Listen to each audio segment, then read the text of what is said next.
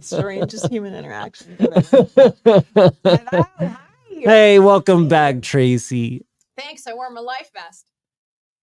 I wore a puffer. That really is puffy. Yeah, it's like the puffiest of all the puffers. It's I so have puffy, I though. have a really puffy one at home too that I think I've worn once because it's so puffy. Like I can't even move my neck. It's like you're like wearing a pillow. I know. Yeah. I know. How was your trip?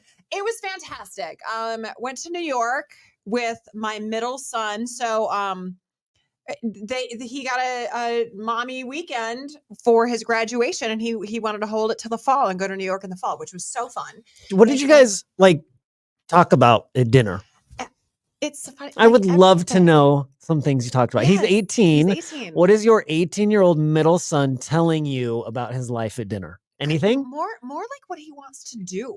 Like taking a deeper dive on when nobody is around, there's no distractions, and especially with a house full of guys, like getting a real conversation with any of them. I imagine it's hard. It's hard. So it was just uninterrupted of like he really wants to be, he's a great photographer. He really wants to be in some sort of like sports photography or something to do with stats, very kind of like deep diving what he wants to do. And then talking about like, okay, like where would you like to, right now you're just doing this for college. Do you want to hone in on this? And it was fun. Girls, like talked about girls, stories that I didn't know. I do have a story. There was a girl that he told me, he's like, remember that one that you didn't like? Yeah. I think you knew about her too. Yeah. She showed up like an hour and a half late to my house. Remember disrespectful. her? Yes. I didn't care for her. He had said something about her or something like that. And he goes, did you ever really know why I'd never talked to her anymore? And I was like, because she was late. And he's like, no. Apparently that wasn't enough. Yeah. She started some sort of Instagram page and was posting like things about people and all of this stuff. And then had posted a picture of me on that page and tagged him and called me a MILF. A MILF? Yeah. But that's a compliment. Not for an 18-year-old boy. Oh. He was really, because she tagged him. And it was more like a page of like making fun of people's lives. Yeah, awful. She shouldn't have done it. Horrible. Don't date her. Yeah, but you. Yeah. It's nice, right? Just a little bit. Oh my God, no. Show me. What picture? No, she's awful. Awful human being. Terrible. Which picture did she use? I know. That's what I want to know. Maybe when you don't bring it up. Don't bring it up. Well, good. I'm glad you got to reconnect, or good. not reconnect, but so connect with your son. Yeah. In these conversations at dinner, just one last thing about this, because I want to know, did you, when you sit down, were you wanting to go deeper and have serious conversations, or did he? And like, how did it get brought up? So you sit down at a nice, fancy New York City restaurant, and you're like, so what do you want to do with your life? Or did it just go there? It just goes there. And it's so fun because like when your kids are getting to this age and you're going to see it, you watch them become who they are. And it's the most fascinating thing. Like it's so much better than any other time of their lives. And I've loved it all. But this part of it is the most interesting thing, is because when you see as a parent that you did okay, like you did it. Yeah. And so they're all talking. They're very good at, they trust me. They trust their dad. They know they can tell us anything. So it would just kind of naturally happen. I don't ever have to like really push. With my oldest, the one who works here, like I have a girlfriend for 3 years and I wouldn't know. That like he won't get private with stuff like that. But I guess to start it out, it would just be like, like how's school going? And you kind of go from there. Yeah, that works. Yeah. My kids aren't that age. They're 13 and 10. Speaking of which, I'm glad you asked. 13. How old are your kids? No. I don't know what you're going to... I'm pulling out some hardware. Shut up. 7th, 8th grade volleyball champions. I'm talking about the Penguins. Number 1 undefeated. I know. Oh, my medal is too heavy.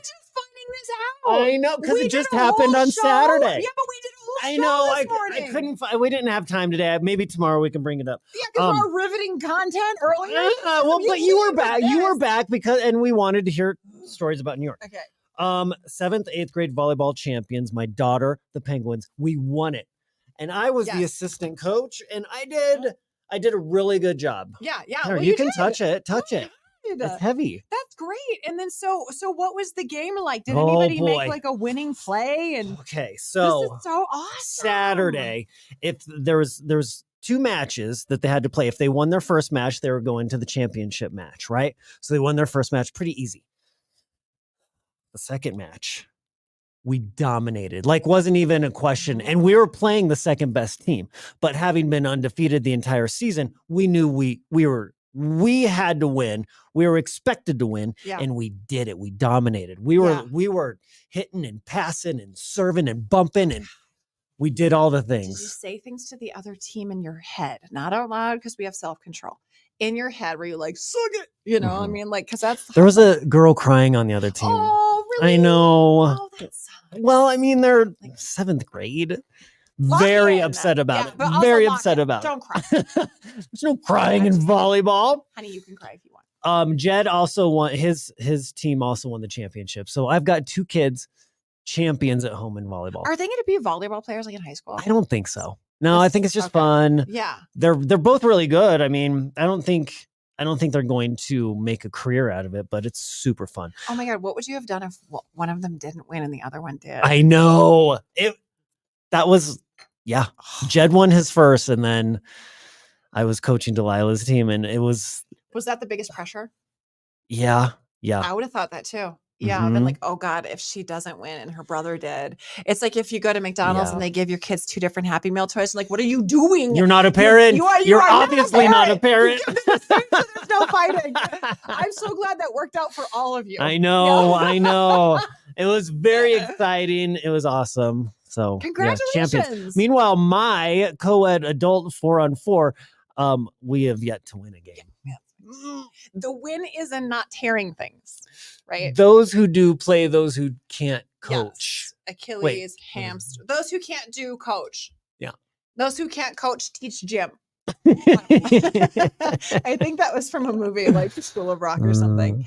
Okay. But this one was mine. This was given to me as the assistant coach. Like, this isn't Delilah's. It's my medal. It's my medal. I wasn't trying to take it. Where did you go to celebrate? Did you do something fun? No, not really. Okay. No, the kids just wanted to, like, I think it's got Chick-fil-A. Well, that's good. That's a good day. Yeah, it's a good day. That's what I did after I found out about that website. All right. I don't know. Well, it's nice to have you back. It's nice to be back, everybody. All right. Have a good day.